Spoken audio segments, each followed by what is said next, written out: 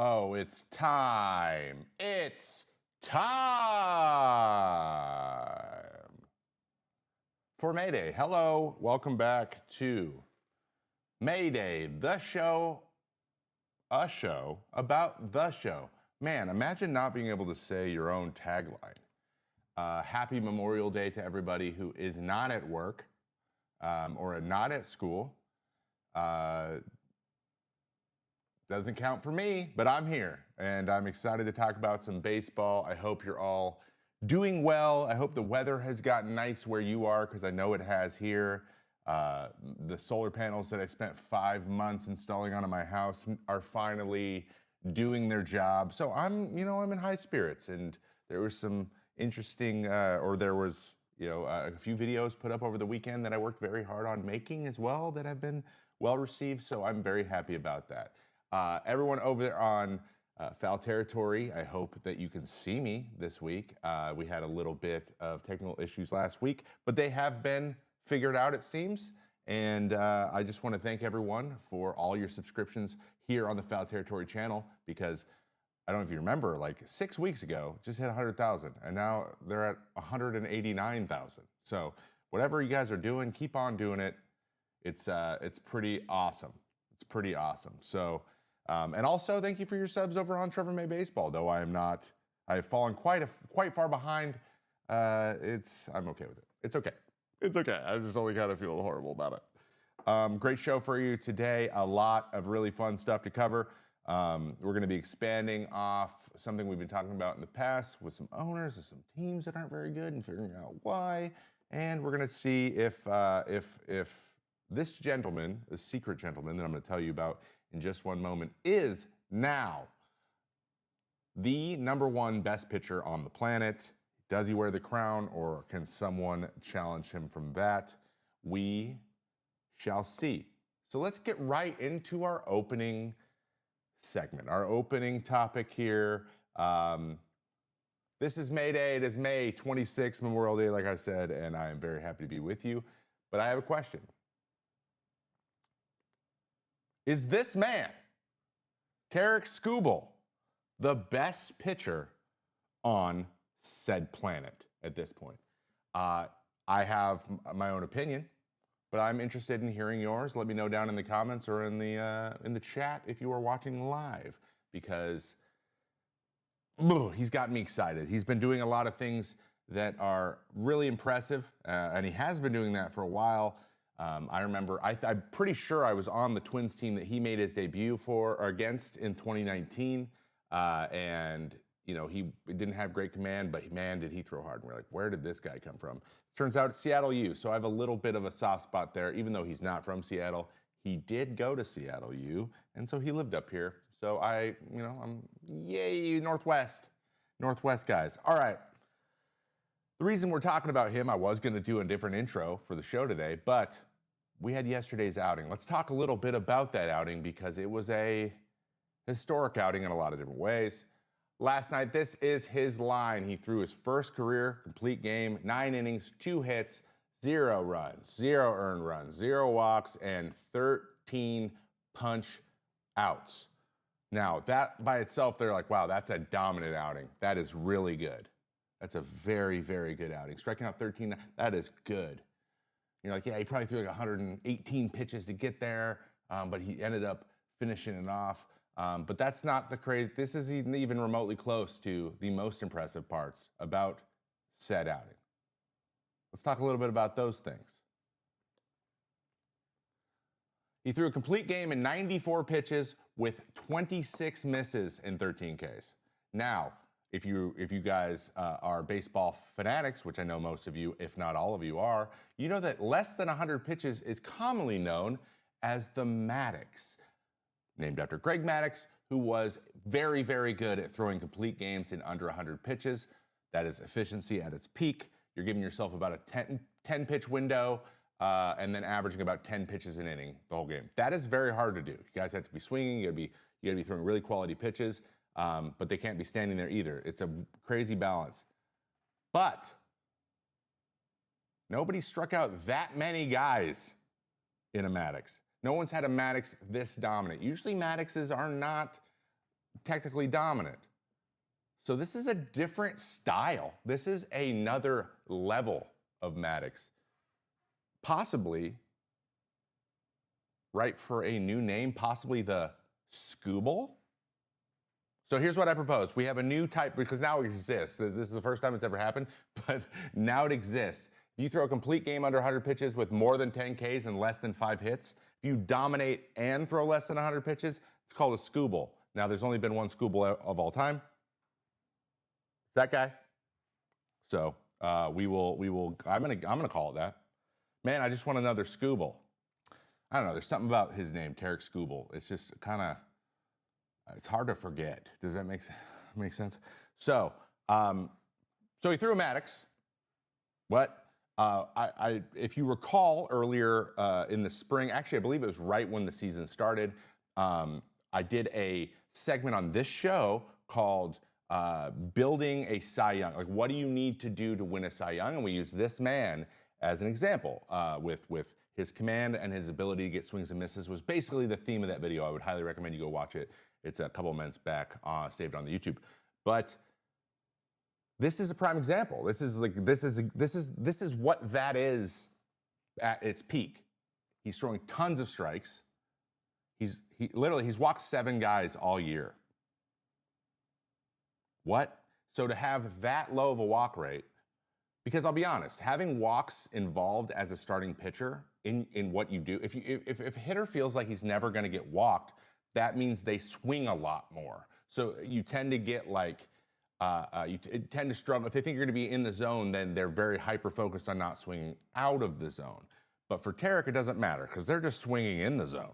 Like, it doesn't matter if it's strike zone, not strike zone. It's a miss. They're just missing. 26 times they missed. That is so many swings and misses. If over a quarter of your strikes are swings and misses in any given outing, that is unhittable, and he did it for 9 innings. So impressive, I would say so, but this is prime example. If he does things like this, he is going to win another Cy Young because he's just dominant and he has the command of one of the, hell, he threw a Maddox, of Greg Maddux. That's just, it literally renders me speechless, and as you can tell, that's very hard to do. Last night, another interesting thing he did was throw his last pitch, pitch 94 of the game, 102.6 miles per hour, which is 1.3 miles an hour harder than the hardest pitch any starting pitcher has ever thrown in the 9th inning, like after starting the game, like to finish a complete game. Do you know who the other one was? Another Tiger, Justin Verlander at 101.3. So this is a record that I don't see getting broke anytime soon. That's ridiculous. Now, you're going to see, we'll see the end of the pitch here in a moment, but he basically was like, I'm going to throw this. If my arm flies off with this ball, so be it. I'm going to throw it as hard as I can. It wasn't anywhere near the zone, but the guy at the plate was like, I'm swinging at this. It does not matter where you throw it. I'm going to swing at it. And it was one of those type of days for Tarik Skubal. All right? This marks a very good outing, but it's a trend that he's been doing for over a month now. These are the stats in his last 6 starts, which have all been very, very good. Though one of them, he did give up 5 runs, which was the most runs he's given up in an outing so far, but he still struck out 11. So it's one of those like, a couple of hits were timely, but still dominant. Okay, so he struck out 10 plus in 4 of his last 6 outings. I'll say that's pretty good. This is all of his stats. He's thrown 40 innings, averaging 6 2/3 per outing, which if you average around 7 for any stretch as a starter, the bullpen be loving you. I mean, they love him top to bottom, I think, over there. But that's something that I'm like, yeah, we can count on this guy being pitching in the 7th inning. Bless up, all right? He's given up 24 hits over that time. Good. He's only walked 2 while striking out. I believe the strikeouts somehow didn't get on this list, but there's 63 strikeouts in that list. It's probably because it didn't fit in the box. But he walked 2 guys and struck out 63 over those 40 innings. He's got a 2.25 ERA, but only a 0.65 WHIP. So that kind of comes out to being exactly even. Like everyone who got on base pretty much scored. which is pretty nuts. Someone said in the chat, I believe that pitch, I thought that pitch was clocked at 103 on the TV. That's because it was 102.6 and got rounded up, because that's what they do, because it's more fun to watch. That is one thing that I love about the TV versus the not the TV. Okay, so let's move forward. He is throwing really well, and he is probably my Cy Young candidate at this moment, right? But is he the best pitcher on the planet? Is he better than Paul Skeens? Is he better than Max Fried this year? Is he better than those are really Yamamoto currently? Like, is he the best pitcher in the major leagues at this moment? Let's attempt to let's match him up. Okay, let's stack him up, see where he stacks up versus everybody else, and try to make this case from a statistic standpoint, and then we will go through some other points that I want to make, things that are maybe a little bit more intangible, or vibes based for those people at home, that also give me that impression. Because there's certain guys who are really nasty, but they don't exude the same type of come at me, bro, that Tarik Skubal does. All right, so I think there's a good case to be made. Here's where he stacks up against the rest of the league. Okay, this is all of his stats on the year. This is the entire major leagues. This isn't just the American League. This is the entire major leagues. 68.1 innings pitched for fourth, and he's only a couple innings behind the leader. Wheeler is just impossible to catch. He leads the league every year, but he's right behind him. 92 Ks, he's second. He's only one behind Mackenzie Gore. 7 walks and 2.7% walk rate is first in both. His .84 whip is third, and his 2.49 ERA is 15th, because he's got for a couple homers earlier in the year. But his 1.98 FIP is first for all qualified pitchers, and it's not really close. He's the only guy under 2. I think the next best one is like a 2.45. So his FIP, as you remember in our segment we did on fielder independent pitching, which is what FIP stand for, that is all pitching. Pitching in a vacuum. The defense is league average. Everyone has the same defense. How would it attempts to balance for that? So that's pretty good. That's pretty good. So I would say these numbers are pretty compelling. I would say that there's not a lot of people that are this highly rated in this many things, especially in the dominant side of things with the strikeouts. Like, that's the big thing that I care about, as a lot of you guys know. Also, one little side note. He avoided arbitration this offseason and negotiated a $10.5 million salary. If you guys remember from 2 weeks ago, we talked about all the mega contracts, the top 20, and whether or not they are worth their contract in WAR this season based on free agency. So I used the same number. I said 1 WAR equals $7.5 million. That means that he is worth 1.5 WAR this year in terms of his salary, but he already has a 2.2 B WAR. So he has already earned his money, and it is May. That's crazy. That is crazy. Okay, what else does he do? What else could point to him being possibly the best pitcher on the planet, like in terms of rankings? Well, this is his Baseball Savant page for you. There's a lot of red on there, and like I said, last year, he won a Cy Young. But this chart's better than that chart. The worst thing, he is expected batting average. And like I said, he throws 4-seam fastballs and he gives up homers from time to time. So sometimes he'll get hit around. Everything will come down to the middle zone. He'll give up 3 hits in an inning. Like, that's kind of the only thing that ever happens to him, because he's just not going to walk people.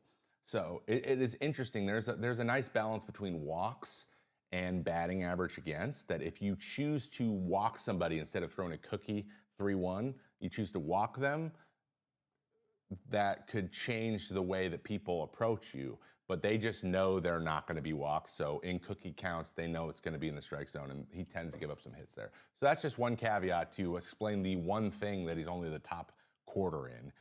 Everything else, though, right across the board. Best time of the best fastballs. He's 100 percentile in pitching. He's probably the #1 ranked in pitching, and his off speed, aka his changeup, which is the pitch he's thrown the most this year, is one of the best in the major leagues as well, which was something that wasn't true last year either. So that looks pretty good. I would say that looks pretty good. And also, for the second time 2 years in a row, every single pitch he's thrown has a positive or neutral run value. The same thing was last year. Every pitch he threw was either red or 0. Actually, I believe everything last year was red. The only reason this curveball is a 0 is because he's only thrown 18 of them. So it's not a big enough sample size to give him a run value. But they're all positive. You can tell run value per 100, curveball is 1.8. That means it is positive. He just hasn't thrown it enough to get that one yet. So basically, all of his pitches are valuable. All of his pitches are producing him product or results that he is looking for, which is another prime example. Like that's something that only the best pitchers can do, right? Most guys, good pitchers, have like 2 really good pitches, one that's like bleh, and then just avoid it. Most people are like that. Not everyone has 5 pitches, all of which are effective all of the time. That is rare. That makes aces. Okay. All right. So, do I think he's the best pitcher on the planet? Yes, I do. I do believe that, that Tarik Skubal is the best pitcher in the major leagues right now. I would take him over Zach Wheeler. I would take him over Spencer Strider. I would take him over Max Fried simply because of the things I'm about to tell you about, the vibes. There's 4 big things that I'm noticing about him when I watch him pitch that give me this isn't a flash in the pan, this is, health permitting, going to be happening for a while, and it's not looking good for people who swing a bat for a living.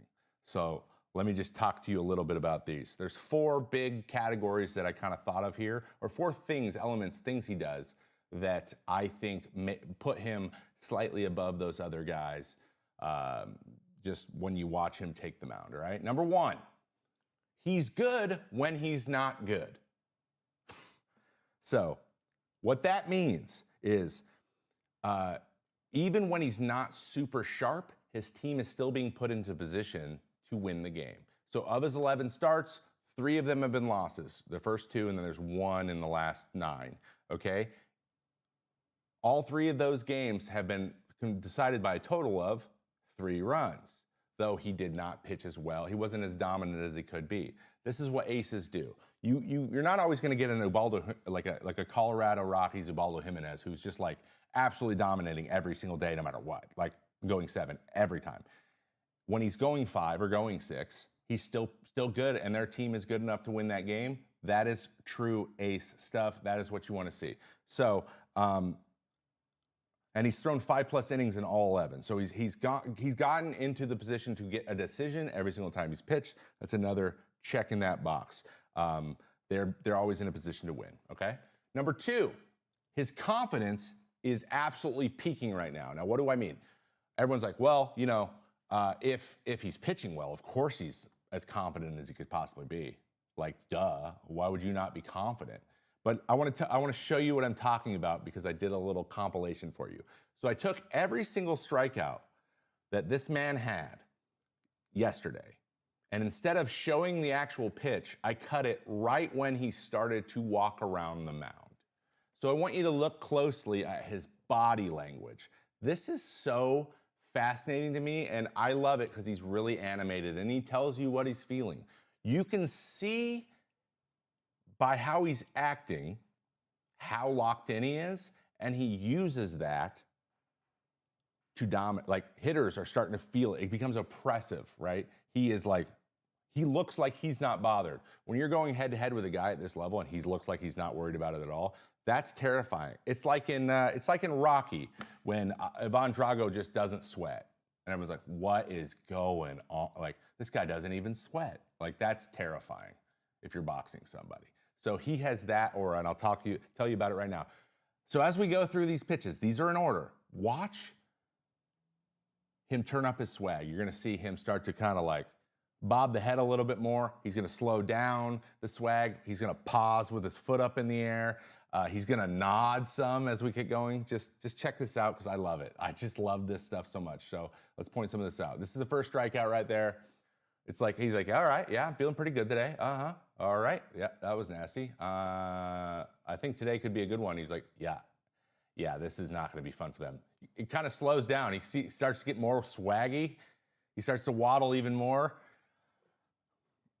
And then you got some guys on base, gets the ball back right there. He gets it. Now he's nodding his head. That's strikeout number 8. Oh, now we got the back pedal skip, and now we're hopping around the mound. I believe this one, he just goes the other way because he's like, oh, no, there we go. He goes the other way because he's like, let's change it up.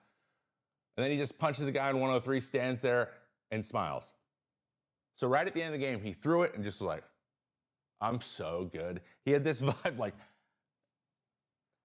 like this is awesome. I'm having a really good time, and I love to see that. I have only felt that feeling on a Major League mound a couple times. And it just warms my heart to see. But when you see that stuff, you know you're not going to win. So as a fan, it must be really fun to see.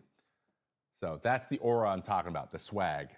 Always just watch his walk around. You can tell guys are feeling by how they strut around the mound after a strikeout. All right, number 3. This is really interesting as well. He adapts quickly. He makes adjustments very quickly. So, like I've mentioned several times already in this segment, he won the Cy Young last year. He won the Cy Young with a certain pitch usage breakdown, of his arsenal. This year, he's already mixed it up. He's already made adjustments from a year that he won the Cy Young to get better the next year. A lot of guys would just be like, I'm just going to do that again. I'm going to focus on those pitches. So this is how this has changed. This year, his most used pitches is changeup. Last year, it was his four-seam fastball. Those have switched. He's used his changeup 1/3 of the time. Then he goes four-seam, which his four-seam, he has added 1.5 inches of ride on. So that would explain why he's using that with the changeup. And he's added an inch of fade on his changeup. So those are the 2 pitches that have added movement, okay? Then we go to the sinker, slider, and knuckle curve. Those are still in that same order, but basically all 3 of them have lost 3% and gone to the other 2 pitches from last year. And they're a little smaller and a little harder. His curveball is harder, his slider's harder, and his sinker's a little harder this year. But they are moving a little bit less. So what he's getting is a better tunnel as well. So he has 2 elite pitches in the changeup and four-seam fastball. Then he's using the other 3 off of them, as opposed to just throwing all the pitches and having them be nasty by movement. And so he has very clearly made slight adjustments in that way, and he's done it very fast. Like, he didn't need to go struggle for a month to figure it out. As soon as he saw it, anybody swinging any way against anything that he didn't like, he made an adjustment on how he's going to use it. And that is so impressive. That is crazy impressive. And then the walk rate, these things don't happen. Like, guys don't just change a bunch of, tinker with all 5 pitches, how you're going to use them, how they move, and then also only walk 7 guys in 68 innings the next year. It's just it's unheard of. It doesn't make any sense to me. All right, let's get to the last one. Here's the last thing. He can take over a game. All of the things I just mentioned right there. He's got great command. He's got great stuff. But he just decides to take over a game, and you see the Mamba mentality, the King James effect.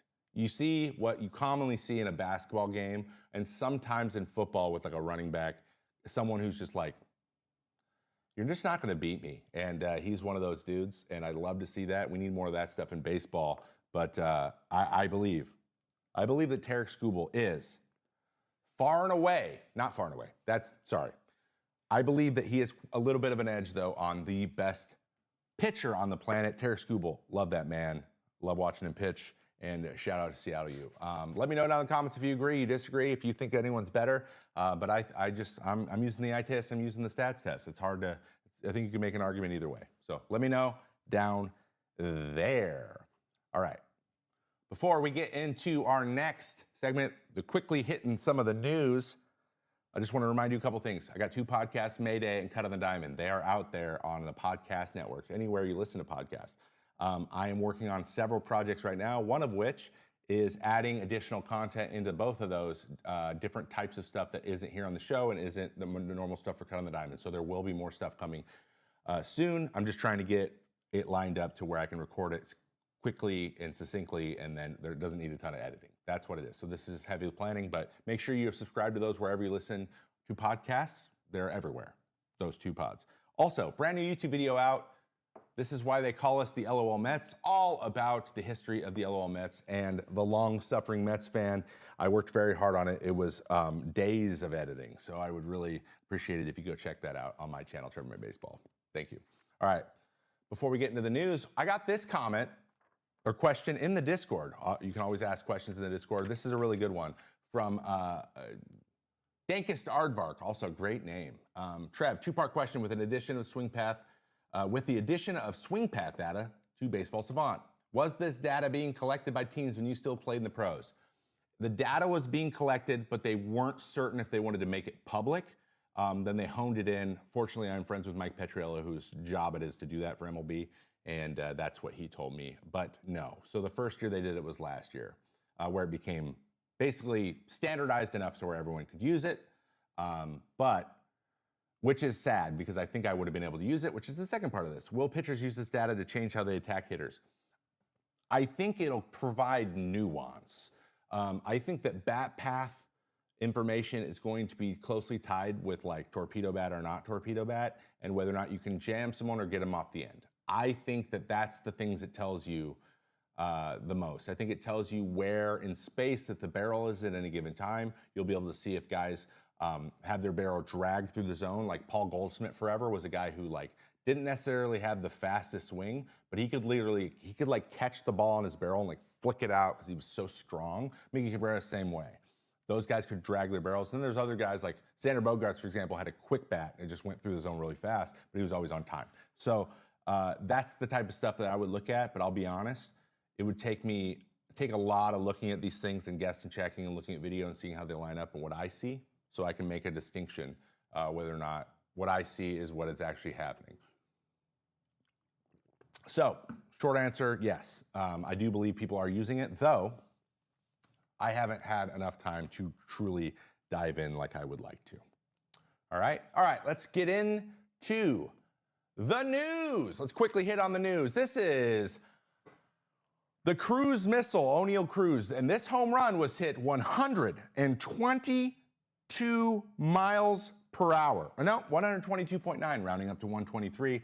To the point where when I saw this happen, I was physically worried about the people up there. I'm like, get out of the stadium, because if that hit somebody, they're going to die. That is the hardest hit ball in the StatCast era since it's been tracked since 2015. That got out, like, the camera was like, where's the ball? Like, it's one of those things where, like in the Sandlot, where they would have thought the ball got just blown up. So that's pretty crazy. It's the hardest hit ball ever, and even beat his previous hardest hit ball, which was 122.4. Stanton had the prior hardest hit home run at 121.8 when he played for Miami, and off Gio Gonzalez in 2017. So it's been a while. He's leading the Pirates with 11 home runs, though the Pirates, as we know, are having a tough year. Let's go over to the Cubs and the Cincinnati Reds. They took them down 11-8. That is the Cubs. In that game, Seiya Suzuki and Reese McGuire homered in the 8th inning. Reese McGuire hit 2 home runs. Nico Horner and Pete Crow Armstrong both drove in 2 runs apiece as the NL Central Division leaders took their 4th straight in 3 games. McGuire, it was his first game in the big leagues with them, became the 3rd player since 1900 to homer twice in the first game with the Cubs after Earl Webb on April 12, 1927. So it's been 100 years since anyone did it. No, that's a lie. The last one was 1958 by Jim Marshall. So congratulations to him on that. We will talk a little bit more about him later. Chicago has 12 games with 10 or more runs. They are raking, though they only have a 2-game lead over the next team we're going to talk about. Here's the Cardinals. Mason Wynn homers to help the Cardinals beat the Diamondbacks 4-3 for a 3-game sweep. There's this crazy catch by Nolan Arenado, because duh. Nolan goes up against the fence, catches that. It actually got, so he tried to throw it in to get them to not advance, and it got overturned by Torey Lovullo because he was technically out of play when he threw the ball in. So it was a dead ball. They got to move up, but making that catch is incredible, though it's no Jeter running catch. The Cardinals are now 30-23 and 2nd in the division. They'd be a playoff team right now. Crazy. Speaking of hard hit homers, by the way, Ronald Acuna Jr. is back doing what only Ronald Acuna Jr. does, hitting a home run in his first pitch he sees back. Now, Nick Pivetta threw a 93-mile-an-hour riding heater right down. I'm like, dude, you couldn't have said, hey, please hit a homer here. We need this. We need this for the game. He couldn't have done that and thrown it more down the middle. So he got it, but he got him. He's hit 2 home runs since he's come back. And he also threw somebody out at third. So Ronald Acuna back. He is a spark plug for those Braves team, which is bad news for the rest of the NL East. Trust me, I know. Though I was pretty successful against Ronald. Just saying.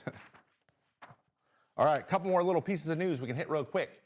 Shohei Ohtani threw a live BP for the first time in nearly 2 years.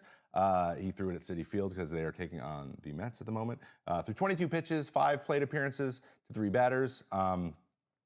He was throwing about 94 to 95, touching 97, throwing it nice and easy. And he also absolutely buckled him right here with a split piece Johnson. So I don't know if he's just like, I throw Rockies forkball now. So just so you guys all know, but the plan right now is Ohtani expects to throw live batting practice once a week moving forward, and it sounds like they're like, yeah, we'll get him in the games whenever.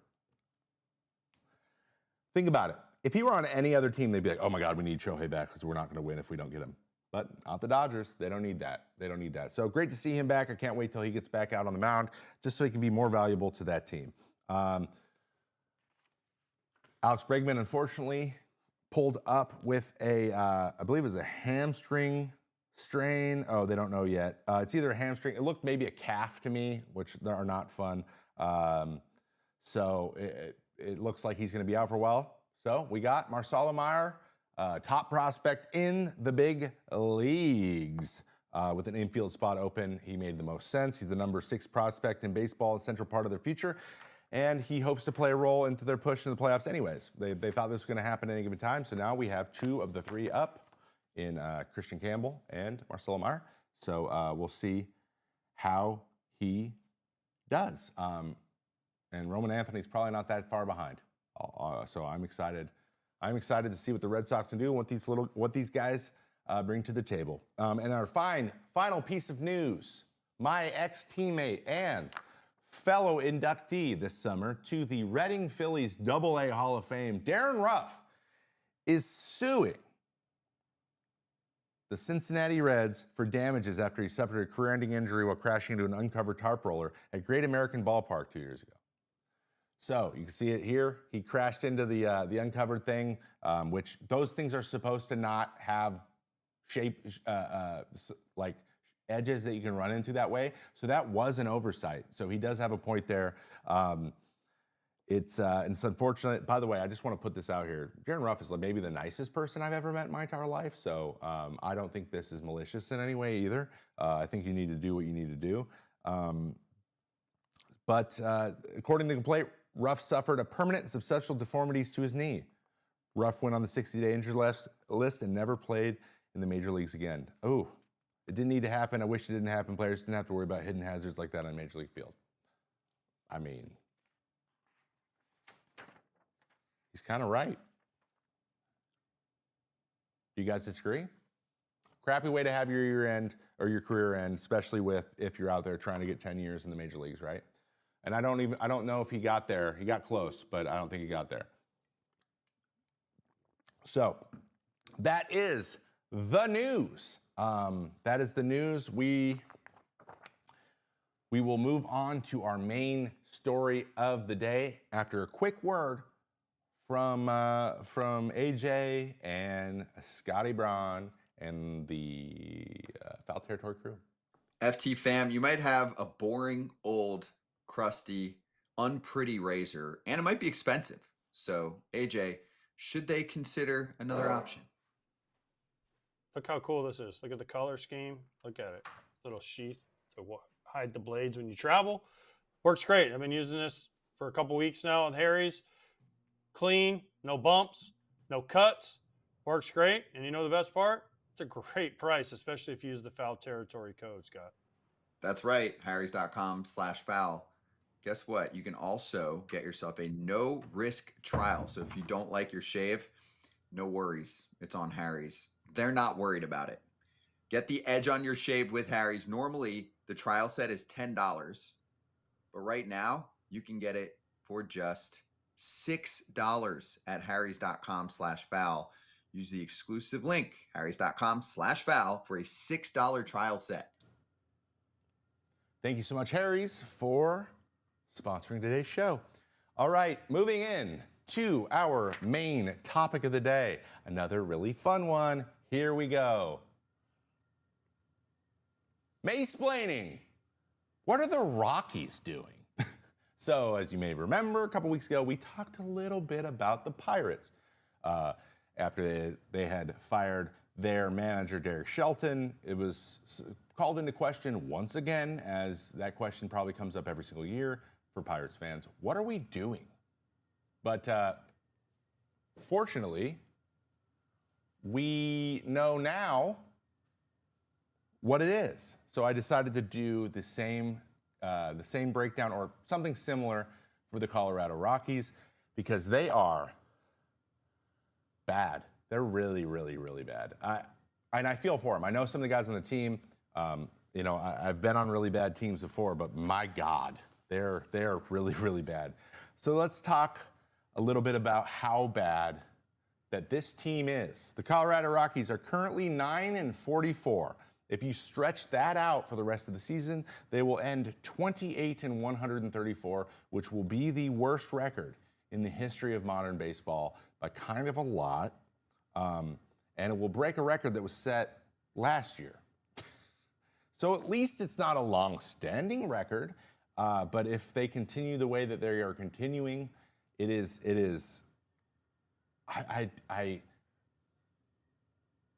There's a lot to go through. Let's just get into it. I can't even set this up. It's so bad. All right. So basically, I went and I found my 10 most unbelievable elements or statistics about this season so far that kind of tell you what level of bad we are at. Because there's always bad teams. It's baseball, right? Sometimes half your team gets hurt. Sometimes your whole team gets hurt, and you're running out the AAA team. Like, a lot of these things happen. Sometimes people pack it in. Sometimes there's scandals. There's all kinds of things going in. None of that seems to be the issue. They haven't lost a ton of people except for Chris Bryant, but I'll be honest, I don't know how you can count on him for anything at this point. So let's talk about statistically how bad that they truly are. Number one, as a team, they have a negative 3.8 B WAR, which means Baseball Reference thinks that if they just put if they can replace their entire team with replacement level players, they would win more games. What? That is hard to do. That is so hard to do. I believe there's been 39 players that have played in a game for them this year. So they actually have it's not necessarily a ton of injuries. There's been some injuries, but there's been also a lot of just turnover from they have a lot of young guys, whatever. So, like I just said, number two, of the 39 players that have appeared in a game, only 10 have a positive WAR. There's only 10 guys who've appeared in a game, one quarter, having a positive impact on their ability to win game in a WAR way. So I'm using B WAR. If you guys remember, we talked about WAR like 6-7 weeks ago, and the differences between Fangraphs WAR and Baseball Reference WAR is Baseball Reference WAR is results-based, Fangraphs is predictive. So we use B WAR because it's the WAR that they have earned so far that has happened. So I try to go with that when we're talking about things that are happening regular. Staying in the same WAR category, the guy leading their team in WAR is this gentleman, Jake Bird. He is a 1.4 WAR, but he is a middle reliever. You know how hard it is to have a middle reliever be your highest WAR player? Let me put this in perspective for you. The highest WAR pretty much any middle reliever will have all year will be like a 2.5. Okay? Every team's third outfielder on a solid team has more than a 2.5 WAR. So it's like, that's like a That's like a utility outfielder's good year. Like that is yikes. That's a yikes. That's a big yikes. But hey, shout out to my boy Bird getting the job done. And he is having a good year if you go look at the stats. Fact number 4. They have a negative 171 run differential, meaning the other team has scored 171 more runs than them. That's last in the MLB by 76 runs. 29th is the Baltimore Orioles at negative 95. That's a whole mess in its own. They have 76 less runs than that. And they are 172 runs behind the second worst team in the NL West. That is the Arizona Diamondbacks. So, tough. I'll give you some perspective on that.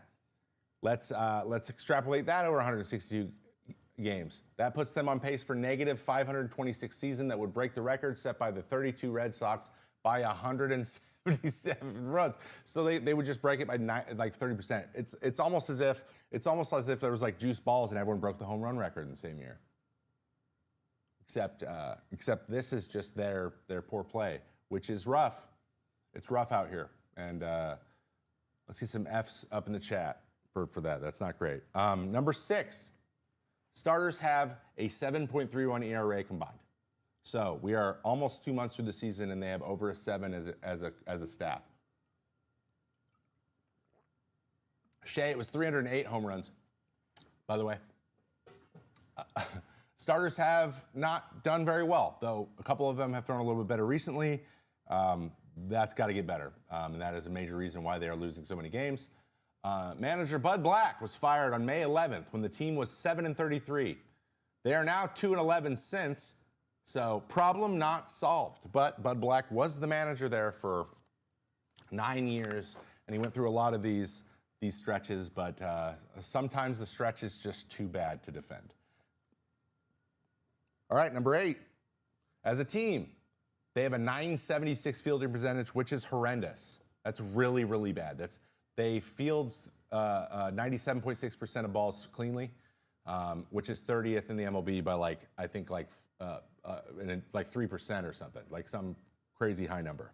So not 3%. That would put them over 100. 0.3%. So not as bad as I said it, but still pretty bad. Last 2 doozies. They have been shut out 8 times this season in 15.1% of games total. So 1 of every 6 games, they don't score any runs. Yikes. And they have been swept 8 times out of 17 series and have yet to win any of them. So I guess the question I have to pose, because this happens every year, no matter how bad a team is, they're going to sweep someone. Who do you think they're going to sweep? My guess is the Dodgers. I bet you they sweep the Dodgers at least once. At least once. Yikes. But I want to know what you guys think. What do you guys think? Who do you think they're going to be in their first series? Who's going to be the first one that loses the series to them? It's got to be soon, right? It's got to be. So, a couple caveats. And I want to point this up. This is going to be really important to know. There's a lot of I don't want to say misinformation, but there's a lot of wrong information about how pitching changes how the altitude changes pitching. It really, really affects pitching a lot. From a physics scientific standpoint, it does. This is going to be important in a minute. So I remember my data from pitching in Colorado. I was averaging 16.5 inches of vertical ride on my fastball. In that outing, it was 12.1%. So I lost 4 inches of ride, which means the air that you get underneath your ball to keep it in the air isn't there. So the ball, gravity takes the ball more. The sweeper also, same thing. The horizontal gets hurt because there's no air underneath the ball. That's how you get it. So basically it just turns into a curveball. It's kind of dumpy. Though you still get a lot of depth, sweepers don't really work either. The only pitch that stays kind of the same is an old school gyro slider. It's pretty close. You lose a little bit of depth, but not a ton. It'll move similarly to the way it normally moves. That is the only pitch that works kind of well there, or just close to normal. So it's hard to pitch there. No matter what stuff you have, it's hard to pitch there. But the Rockies have a problem outside of like not understanding this stuff. They don't really act on this at all either. So let's talk a little bit about this. Ooh, we have some breaking news really quick before we move on. Chris Taylor signed with the Angels and will be their center field for them tonight against the Yankees. So congratulations to Chris Taylor. Picked back up for all you fantasy heads out there. All right, back to it. So they're bad. They're bad, and we know they're bad, and the altitude affects it, and it's sad. They gotten so bad, though, that the team's actually getting sued by a fan partially because they're so bad. So let me tell you a little bit about that. The Rockies are being sued for being so awful that they cause injuries. Now, that's a little bit of a clickbait title.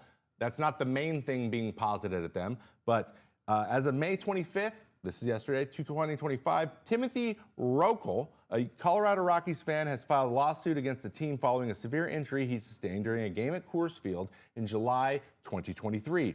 Rokel was attending the game in a luxury suite, his bad, and was struck in the right eye by a foul ball, resulting in what he describes as catastrophic and permanent injuries. I hope you can see.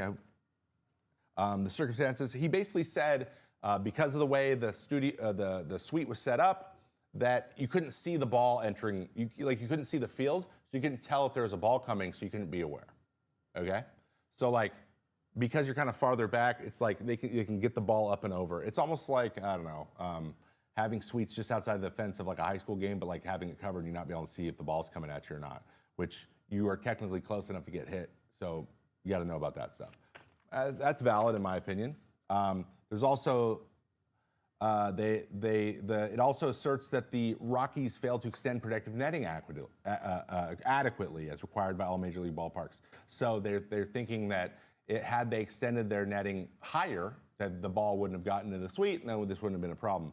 But the last thing that was posited in this lawsuit was the claim that the Rockies' prolonged poor on-field performances led to a game day environment where spectators, particularly in luxury suites, are less engaged with the action. So they're like, hey, us up there, the rich people up there, you guys suck so bad that not only do the people down there not want to watch, but if we can't see the game, we're definitely not watching this travesty of a team you've put together.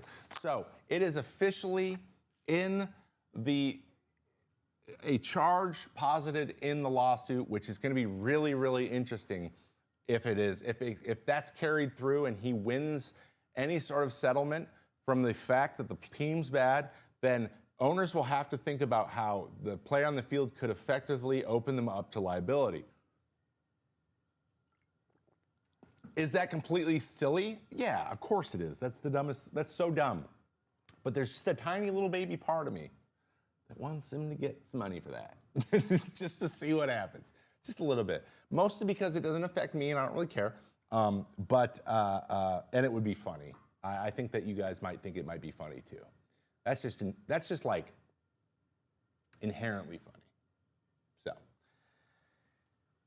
what do you think? What do you think? So imagine being so bad that you're getting sued. Couldn't be me. But there's also another element to why the Rockies are so bad. So let's talk a little bit about how they can get better and what we need to see, or what has caused them to get to this point and what we need to see moving forward. And just like the Pittsburgh Pirates, it all starts, well, that's their park. That's their park. It's beautiful, isn't it? It's a beautiful park. At least the park's beautiful. This man, Dick Monfort, Richard Monfort the fourth. I don't know if he's a fourth, but Richard Monfort and his brother Charles, because they're always named Richard and Charles, aren't they? He has been the owner. He has basically been an owner of this team, a partial owner since the team's inception in 1997, and they took over operating ownership in 2005. Dick also has a very active role in the ownership group when it comes to negotiations. He kind of leads their business negotiations team. He is the guy who sits at the table and says things sometimes, which, I mean, I don't know Dick personally. I bet you he's actually a really nice guy because he is very loyal. They focus on loyalty a lot in that place, which is a good thing most of the time. We'll talk about why maybe not this instance is great. But they basically have a reputation of being like a mom and pop shop, meaning like once you go, you're a Rocky for life and they'll take care of you. I think that's something that just you don't see very much in baseball anymore. So I'm not super sad about it, but part of that mom and pop shop kind of aura is they shirk analytics and like advanced player development. They just kind of just like go off of gut, which we've all seen Moneyball. That was 2001. That was before he even bought the team. So they are not only are they behind in this revolution, they haven't engaged with it at all, from what I've heard. Now, I didn't play for them. Never been in the organization, and I don't know to what extent that is true. But I have heard it from too many people to ignore it at this point. Okay? Since he's taken full ownership of the team, they are 1,429 and 16 and 70, good for a 458 winning percentage, which is bad. That is bad. That's a bad winning percentage. Mr. Monfort had 3 of the first 6 seasons where he was the principal owner be winning seasons, and then only 2 in the next 14. So we are in one of those situations where we have an owner who, once he took over, he had some success. By the way, one of those years was 2007 when they went to the World Series. I don't know if you remember, but they rattled off like they won 21 of their last 22 games and went in and like swept the first series of the playoffs, and everyone was like, "What is happening?" The old Matt Holliday days. So that was the 3rd year he owned outright, and he's been riding that wave ever since. We see this also with Art Moreno. He won a World Series in the first year he took over, even though he bought the team from Disney, and then won a World Series, and then got progressively worse for the rest of his ownership tenure. The same thing has happened with Dick, and the same thing kind of has happened with Hal Steinbrenner, also. So, and Jerry Reinsdorf. So a lot of these guys, like, they get success right away, and then they just try to do that stuff over and over again, and then 20 years goes by, and here we are, and your team's 9-44. Okay, so he has not shown that he has the ability to build a group of people that can win games successfully. I think that's pretty clear. He has only had 3 different GMs in those 20 years. Like I said, Bud Black was the manager for 9 years. I am a Bud Black fan. I like Bud a lot. I think there's only so much you can do as a manager. He's from my hometown as well, another little soft spot. However, in 9 years, he had a 441 winning percentage. He just didn't win. He only had 2 winning seasons. Like, they just don't win. When you're like, I don't want to tell you, they just don't win. But they just kept running the same people out there to make the decisions. The same people made decisions. They kept getting new players and never changed the people making decisions. And when you lose for this much, this long, this consistently, it's probably not the players. Is it? Is it? Also, they struggle in free agency. As we all know, Chris Bryant, that has not worked out so far. Jake McGee was a tough one right away. They signed the big 3 in McGee, Brian Shaw, Wade Davis all together. They all struggled until, I believe Wade Davis threw pretty well in his last year, and Brian Shaw maybe had one of those years good, but all 3 of them signed 3-year deals. None of those went very well at all. They had Ian Desmond, who went and was okay, but was paid like their biggest contract ever at that point. Daniel Murphy came, and he was, after winning a batting title, and was pretty good, but not great. Though they have hit on Michael Goodire, won a batting title there, and Justin Morneau went there, but they were cheap. They were cheap contracts. So like the only thing that's working out is like veteran guys who come in and sign a 1-year deal. Those guys plays pretty well. Nobody else seems to do it. Yet they just keep doing it. They just keep doing it over and over again. And again, like, but if you don't have player development and you have no data-driven anything, then you're just not gonna. But you're not gonna develop your play. Like, you're just not gonna. They just have to run into players. Is what's happening. And I don't want to dunk on their players too much, because I think there's only so much you can do as well. You got to be put in a position to win. You got to be given the good information. You got to be open and honest and be able to talk to the people who are teaching you. You got to learn. And if the people around you aren't very good at it, like, what are you supposed to do? Like, it's like colleges. There are colleges that are better than others, that have better programs and better information and better teachers. It's just the way it is, all right? So let's talk a little bit about what we've talked about in the other ones. Dick Monfort, what kind of owner is he? Well, you guessed it. He is an inherited owner. He is someone who inherited his money from his parents and then took over a baseball team, though he didn't inherit the team from them. He inherited the money. Okay, so then he bought in because he's a big baseball fan. He is. I've heard that about him. He loves being around. He is in view. He is approachable, which is another, I think, a checkbox in his. He does that and he is loyal. I like those two things. At least from a human standpoint, he sounds like a guy that at least people want to be around. And most billionaires aren't that way because they suck. So I will give him his due accolades for that. But as we talked about last week, inherited owners tend to be slower on this data-driven revolution, and his lack of movement at all in that side of things, it lines up pretty well. Also, the nature of where they are and how physics are different means they should be the #1 data-driven team. They should be inventing new types of equipment to play there. They should be doing that. Instead, they're just like, go do your best. We'll see what happens. They literally have there's like no analytics people in this thing. They do the bare minimum. They get people their scouting reports, and that's just about it. And it's usually just general stuff, and anything else you want additionally, you have to go get yourself, which is not how it should be. So they're not data-driven. He's an inherited owner who does not make fast decisions or really, he doesn't like to change because things have been good for him so far. That's all he's known, is things being good, and sometimes that's what happens. I'm not like mad about these guys about this, but I don't think they would admit that if you asked them, which would be an issue. So you have to grow, and you have to iterate, and you have to adjust. And guys like Dick tend to struggle doing that in baseball. They just tend to not be great sports owners, and I think he's proved that. And they are loyal, but there's such thing as being too loyal. Once again, only 3 GMs in 20 years. They should be having way higher turnover if they're trying. Only a couple managers in those years. They should be not letting a manager should not be able to stick around for 9 years and have a .440 winning percentage in the major leagues. That shouldn't be possible. And however, here we are. It is, and it is not great. So, if you are a Rockies fan, unfortunately, you're going to have to wait for someone who has not been a Rocky in the Rockies organization to come in and get a little bit of leash to make some decisions. Like that, it has to start there. They have to try that, and they haven't tried it yet. So I wouldn't hold your breath because you might pass out. You might be waiting for a while, but until this man makes decisions like that, or another owner comes in and does that, or that's it. That's really it. It starts at the top of the pyramid. It starts up here, and being really, really committed to making those decisions and having hard conversations and letting people go that aren't getting the job done. You have to be able to do that, and Dick Monfort has not shown that he has the ability to do that. So that is what it is, and that's where we are. And it's unfortunate, but it is the world we live in, and that is what I believe is wrong with the Rockies, and I don't really see a light at the end of the tunnel. I'm sorry to say it. Rest in peace.